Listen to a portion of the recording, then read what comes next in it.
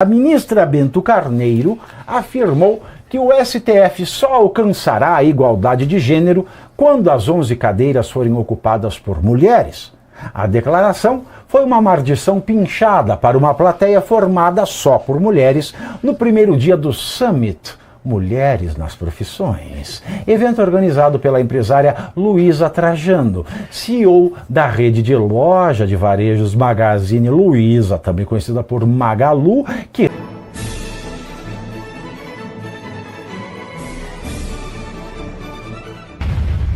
de quebra-gelo é putaria! Tá tudo errado nesse país. Agora, por fim, na Ópera do Malandro, vem ela cantando a música. Não sei que música ela pode cantar agora. Que música eu coloquei aí, alemão? Que ela canta, essa parte que você não colocou no negócio, você colocou. Se acaso me quiseres, sou dessas mulheres que só dizem sim. A ministra Bento Carneiro afirmou que o STF só alcançará a igualdade de gênero quando as 11 cadeiras forem ocupadas por mulheres.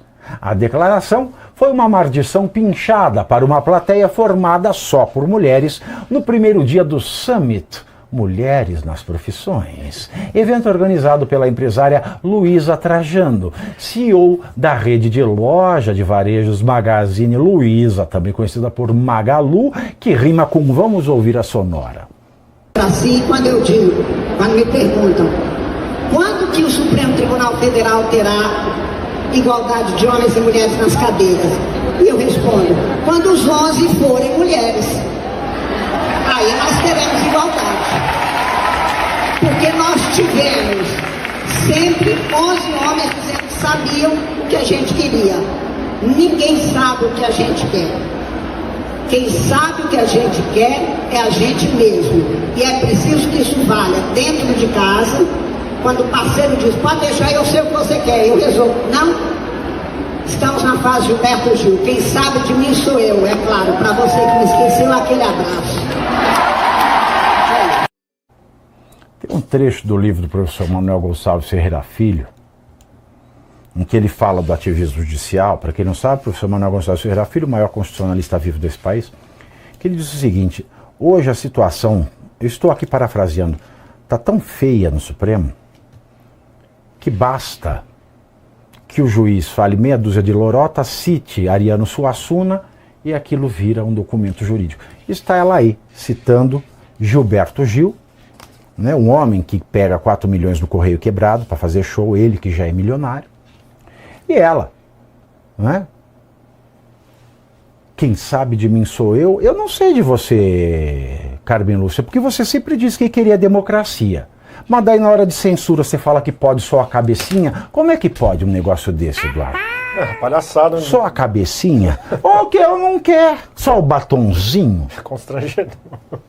Constrangedor, Pavinato. É ridículo, beira um seminário de colegial, parece isso, batendo palma, né? Então, dane-se a história da ministra Ellen Grace, né? Ela jogou no lixo ali a atuação da ministra Ellen Grace. E aí isso até tem conexão com a nossa primeira parte dessa pauta, envolvendo faquinha, sempre essa coisa performática, para sinalizar virtude, né? Aí, não, é que nem aquelas pessoas também que me irritam um pouco. Nós não temos bandidos de estimação, somos defensores da democracia. Poxa, essa altura do campeonato já está superada essa etapa. Nós estamos entrando numa etapa mais profunda. Né? E aí fazem parte, vai catar coquinho, né? Vamos fortalecer a democracia. A gente sabe do que se trata, né? E lembrando aqui que o artigo 47 da 9.610, que é a Lei de Direitos Autorais, eu sei assim mais afinco por causa que foi meu TCC, permite a paródia. Então não há qualquer possibilidade, deu descrédito à obra. Qual seria o descrédito da obra? Afirmar que a obra seria desagradável? Não, você está fazendo uma paródia, não há descrédito. Né? Bom, mas aí a gente sabe como é que é o ativismo judicial no Brasil.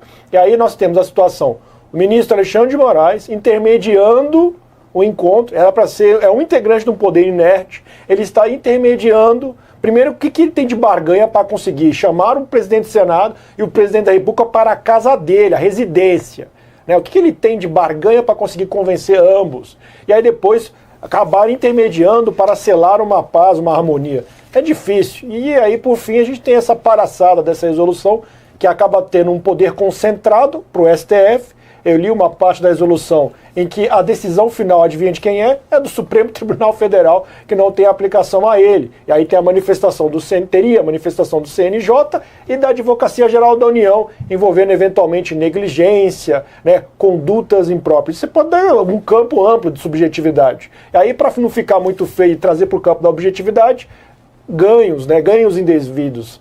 Bom, é uma completa palhaçada, que eu quero dizer aqui, completo teatro em que os trouxas somos nós, né?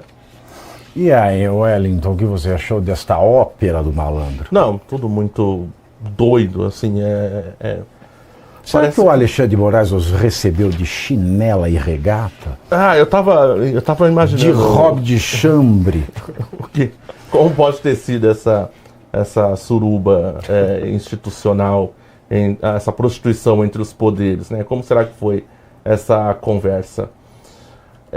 E vejam que loucura, né? A Carmen Lúcia ali parecendo que está num DCE universitário, né? Aplaudida por falar coisas que são, como me coloca aqui o Eduardo, ginasiais, né? É a cultura woke invadindo o poder judiciário. Já temos protocolo de julgamento com perspectiva de gênero, protocolo de julgamento com perspectiva racial. E agora vem a Carmen Lúcia que quer 11 ministras mulheres. Que é de uma... E é isso, a coisa ficou muito rasa no direito, né? Mais uma vez, uma área muito séria, onde a gente lida com patrimônio, a gente lida com vida, a gente lida com família, a gente lida com liberdade. E são essas pessoas, né, com essa mentalidade ginasial que estão na Suprema Corte, né, fazendo conchavos entre amiguinhos. Olha, vamos aqui apaziguar entre os poderes, etc. E toda a liturgia se vai. Eu disse a um amigo meu, a gente estava conversando sobre a questão jurídica hoje no país, eu falei para ele, cara, só sobra as virtudes. Então a gente é refém de que o indivíduo tenha virtudes e ele se autocontenha. A gente é refém disso, porque o ordenamento jurídico já foi para a casa do chapéu, já extrapolaram os limites da interpretação textual, e lamentavelmente esse é o cenário que nós temos hoje enquanto direito, né? E a Suprema Corte reflete essa mentalidade que também acaba se desdobrando aqui nas instâncias inferiores, porque vai copiando, né? E aí eles vão falar, mas se o Supremo chutou o balde, então aqui também na minha vara, aqui no primeiro grau, eu faço o que eu quiser. Recentemente eu vi um desembargador, se não me engano, Tribunal do Trabalho, falando aqui na minha vara, mando eu, meus funcionários, ou seja, são dele, né? Não prestaram um serviço público para essa. Meus funcionários não atendem, não dão instruções a advogado. O advogado tem que saber caminhar. É o funcionário dele, né? Então essa gente se apropriando da coisa pública, a gente tem que tomar o país de volta. Você sabe que eu fico acompanhando o chat todo dia, né? Muita gente, e não é a maioria das pessoas, mas muita gente ficou presa no tema do Alfredo Gaspar até agora. Não, as pessoas são fissuradas, são vidradas, né, em certas coisas.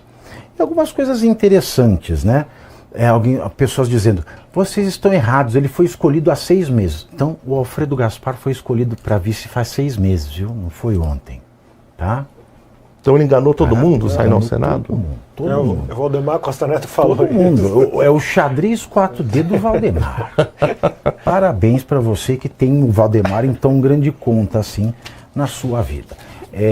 Outra coisa que eu achei interessante aqui é o seguinte, ontem, quando eu acabei o programa, eu fiz uma contradita a uma fala do Cássio Conká, o Cássio Nunes Marques, que falou que a urna eletrônica é um patrimônio da democracia. Eu gosto sempre de explicar as coisas. E eu disse que democracia não tem patrimônio. Democracia não tem bens materiais. Então a urna não pode ser patrimônio da democracia, porque a democracia tem só um bem e esse bem é imaterial, que é o poder do povo. Mas nada. Não tem outro bem, a democracia a não ser esse. E eu quero encerrar aqui deixando uma outra reflexão de uma frase que me tocou muito no coração. Lembrando aqui, minhas críticas são matemáticas ao Gaspar, faço porque devem ser feitas. Se você não gostou, gostasse, mas pelo menos para pensar. Mas uma frase que me chamou a atenção de uma eleitora foi o seguinte: você não pode criticar o que você não conhece. E é com esta frase que eu quero encerrar e deixar para você deitar na tua cama e pensar. O dia que você que não é formado em engenharia elétrica, você que não é formado em sistema de computação, você que não entende porra nenhuma de eletrônica,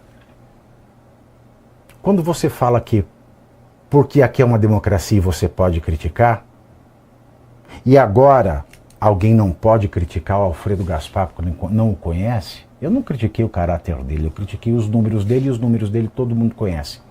Mas mesmo se eu não conhecesse, a democracia tem esse patrimônio, que é o poder da crítica. Então sim, na democracia eu posso criticar, você pode criticar, e a partir do momento em que um débil mental que fica defendendo liberdade de expressão fala você não pode criticar o que você não conhece, eu já não entendo mais quem é você. E é por isso que eu não sou político, viu? Obrigado. A discussão sobre a presença feminina no Supremo Tribunal Federal voltou ao centro do debate público após uma declaração da ministra Carmen Lúcia sobre igualdade de gênero na composição da Corte. Durante o evento Mulheres nas Profissões, organizado pela empresária Luísa Trajano, a ministra afirmou que o Supremo somente alcançará uma situação de igualdade entre homens e mulheres quando as 11 cadeiras forem ocupadas por mulheres. A declaração foi feita diante de uma plateia formada majoritariamente por mulheres e partiu de uma reflexão sobre representatividade. Segundo Carmen Lúcia, durante grande parte da história do tribunal, homens ocuparam as cadeiras da Suprema Corte e, mesmo assim, tomaram decisões que afetavam diretamente a vida das mulheres. A ministra defendeu, portanto, que a própria participação feminina nos espaços de poder é um elemento importante para que diferentes experiências sociais sejam consideradas na formulação das decisões. A fala, entretanto, abriu espaço para interpretações distintas. Para alguns, trata-se de uma defesa legítima da representatividade feminina em uma instituição que, historicamente, foi ocupada majoritariamente por homens. Para outros, a igualdade dentro de uma corte constitucional não deveria ser definida exclusivamente pela composição de gênero, mas principalmente pela independência dos ministros, pela qualidade das decisões e pelo respeito aos limites estabelecidos pela Constituição. É justamente nesse ponto que o debate deixa de ser apenas sobre mulheres no judiciário e passa a envolver uma questão mais ampla. Qual deve ser o papel de uma Suprema Corte em uma democracia? O Supremo Tribunal Federal possui uma função constitucional específica.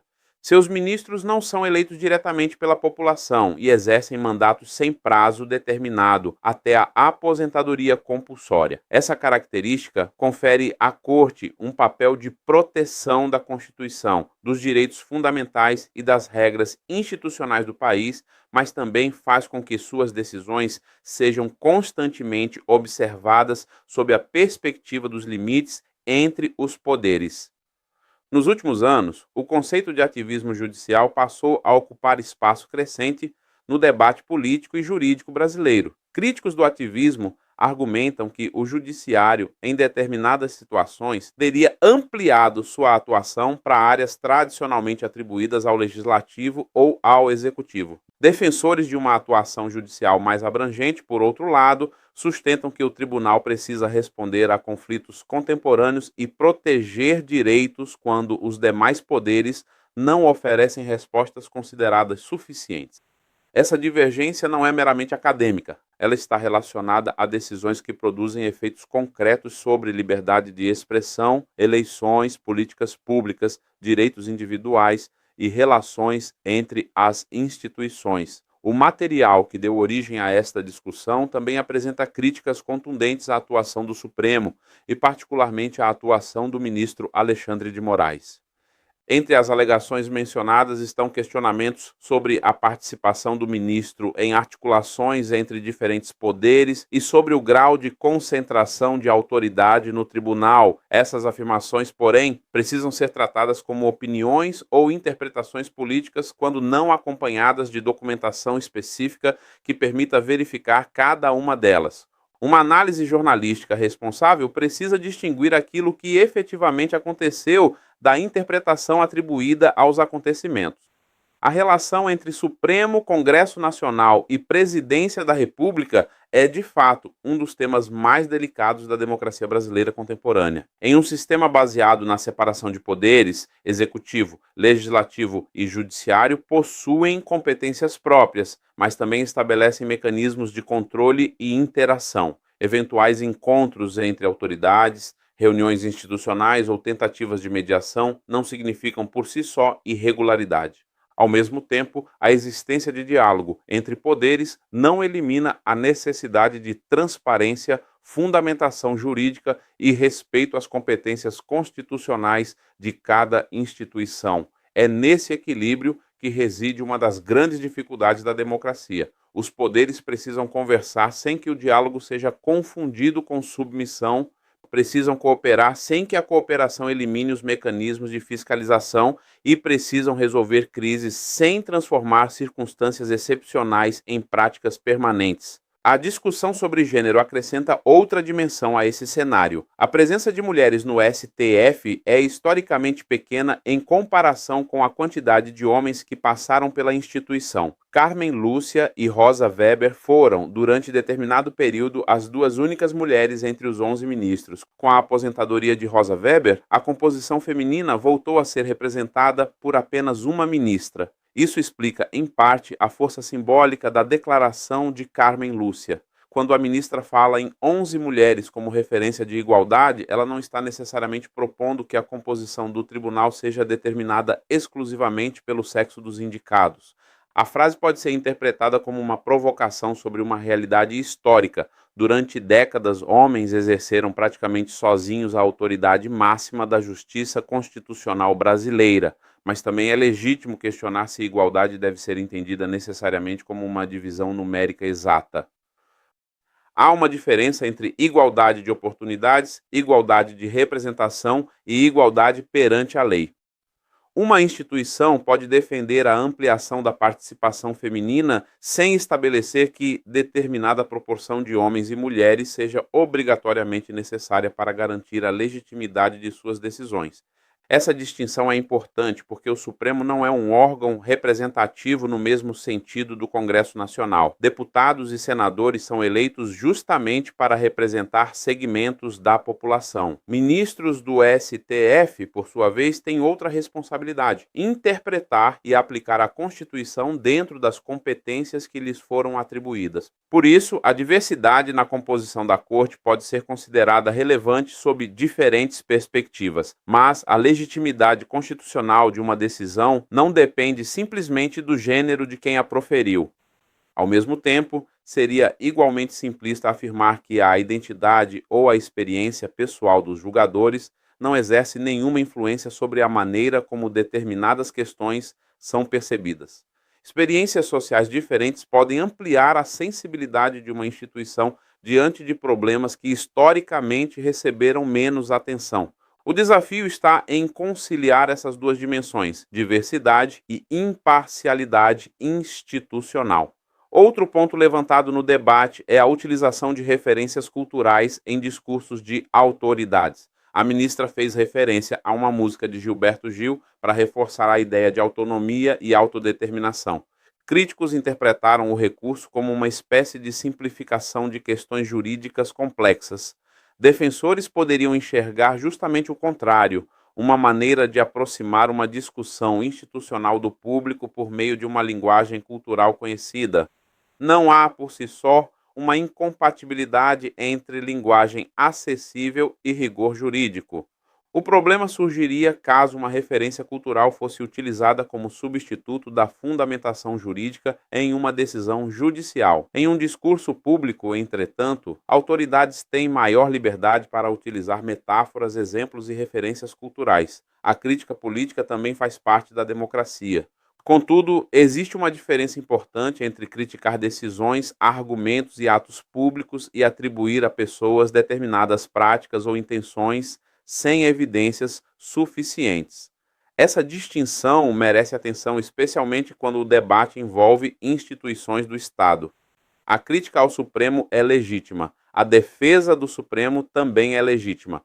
Questionar ministros, decisões judiciais e interpretações constitucionais faz parte do debate democrático. Da mesma maneira, defender que determinada decisão foi correta ou que determinada atuação judicial protegeu direitos fundamentais também é uma posição legítima. O problema começa quando a divergência política abandona os fatos e passa a depender exclusivamente de ataques pessoais, rótulos ou acusações que não podem ser comprovadas. Nesse ambiente, uma questão aparentemente específica, a presença de mulheres no STF, acaba conduzindo a uma discussão muito maior sobre os limites do poder. Até onde pode ir uma Suprema Corte? Até onde pode ir o Congresso? Qual é o limite da atuação presidencial? Quando uma decisão judicial representa proteção constitucional e quando poderia ser interpretada como substituição da vontade política dos representantes eleitos? Não existem respostas simples para essas perguntas. A Constituição brasileira estabeleceu mecanismos de equilíbrio justamente porque nenhum poder deveria possuir autoridade ilimitada. O sistema de freios e contrapesos depende de instituições fortes, mas também de instituições que reconheçam seus próprios limites. Por isso, talvez a questão mais relevante levantada por toda essa controvérsia não seja simplesmente saber se o Supremo deveria ter 11 mulheres ou 11 homens. A questão fundamental é saber quais critérios devem orientar a escolha dos ministros e quais princípios devem orientar suas decisões. Representatividade importa, competência jurídica importa, independência importa, experiência importa. Diversidade de perspectivas pode enriquecer uma instituição, mas todos esses elementos precisam conviver com um princípio fundamental. Decisões judiciais devem encontrar fundamento na Constituição e no ordenamento jurídico. Da mesma maneira, a crítica pública deve encontrar fundamento nos fatos.